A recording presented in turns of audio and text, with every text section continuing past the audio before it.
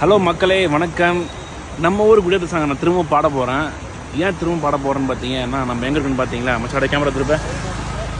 So நம்ம குடியாத்தம் கவுண்டன்யா மகாநதி ஆற்றுல ரிலாக்ஸாக நாங்கள் வந்து உக்காந்துட்ருக்கோம், பேசிகிட்ருக்கோம் நானும் என் மச்சானும்.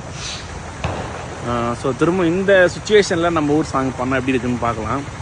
நல்லாயிருக்கு. பார்க்கும்போதே வந்து இப்போ டிஃபன் சாப்பிட்டு வந்தோம். சரி எங்கே போகிறது தெரியாமல் தண்ணி நிறைய வருதுன்னு சொன்னாங்க. ரொம்ப தண்ணி நிறைய தான் வந்துட்டுருக்கு. நிறைய பேர் இறங்கிட்டு இருக்காங்க ஆற்றுல. நைட் டைம் தான் நிறைய தண்ணி திறந்து விட்றாங்கன்னு கேள்விப்பட்டேன் போது நான். ஸோ எல்லாருமே சேஃபாக இருங்க. ஸோ சாங் பாடிடலாங்களா? ஆக்சுவலாக இந்த சாங் நான் எழுதன் தான் 2019 அப்போ எழுதந்து. ஸோ திரும்ப நம்ம ஊருக்காக, நம்ம ஊர் மக்களுக்காக நான் பாடலான்ட்டு இருக்கேன்.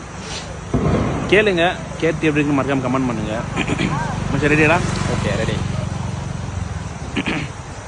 சொர்க்கமே என்றாலுமே குடியாத்தம் போல வருமா?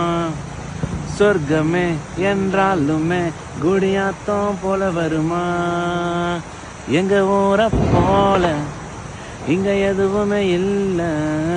மண் வாசனை சேர்ந்து சொல்ல எங்க ஊருக்கு எதுவும் இல்லை. ஏழைக்காக எத்த பூரமா, சின்ன வாண்ட கூட கேட்ட சொல்லுமா. ஏழைக்காக எத்த ஊரமா, சின்ன வாண்ட கூட கேட்ட சொல்லுமா. சொர்க்கமே என்றாலுமே குடியாத்தம் போல வருமா?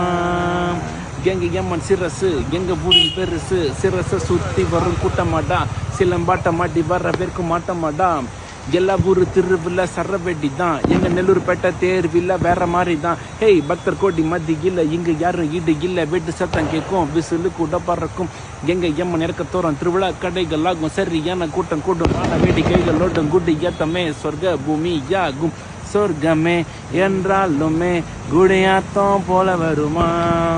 ஸோ எல்லாருக்குமே வந்து அவங்கவுங்க ஊர் வந்து சொர்க்கம் தான். அதே மாதிரி எனக்கு நம்ம ஊர் ரொம்ப பிடிக்கும். நானும் வெளியெல்லாம் ஒர்க் பண்ணியிருக்கேன். நிறைய வந்து ஒரு ஒரு வருஷம் வெளியெல்லாம் ஒர்க் பண்ணி கஷ்டப்பட்டுருக்கேன். பட் அங்கே இருக்கிற ஒரு இது வந்து, இங்கே இருக்கிற ஒரு ஃப்ரீடம் வந்து எங்கேயுமே வெளியே எனக்கு கிடைக்கல. எப்படா ஊருக்கு போவோம், எப்படா ஊருக்கு வருவோன்ற மாதிரி தான் இருந்தது. ஸோ ஏதோ ஒரு கடவுள் புண்ணியத்தில் வந்து பார்த்திங்கன்னா நம்ம ஊரில் ஏதோ என்னால் சின்னதாக ஒரு பிஸ்னஸ் பண்ணிகிட்ருக்கோம். ஸோ மச்சானும் கூடி சேர்த்து ஒரு பிஸ்னஸ் ஸ்டார்ட் பண்ண போகிறான். ஸோ நீங்கள் பார்ப்பீங்க. ஏதோ சொந்த ஊரில் எல்லாத்தையுமே நாங்கள் வந்து திருவிழானா நாங்கள் கலந்துக்க முடியுது. இந்த மாதிரி பாருங்க, டைம் 10 மணி ஆகுது. ஸோ ஜாலியாக இங்கே நின்று பேசிகிட்டு இருக்கோம். வெளியூரில் வச்சிங்களேன் ஜெயில் மாதிரி இருக்கணும். ஒரு சில பேருக்கு அந்த மாதிரி அமையுது, வேறு வழி இல்லை. நம்ம அதெல்லாம் தாண்டி தான் வந்தாகணும். அதுக்கு நீங்கள் தப்பாக நினச்சிக்க, என்னால் வேலை செய்கிறலாம் வெளியூர் ஒர்க் பண்ணுறேன் அப்படிலாம் நினைக்காதீங்க. ஸோ ஏதோ சொல்லணும்னு தோணுச்சு. ஓகே, தண்ணி நல்லா போயிட்டுருக்கு. ஸோ மக்கள் எல்லாம் சேஃபாக இருக்கணும். சும்மா அப்படியே ஃபோன் ஆஃப் பண்ணு.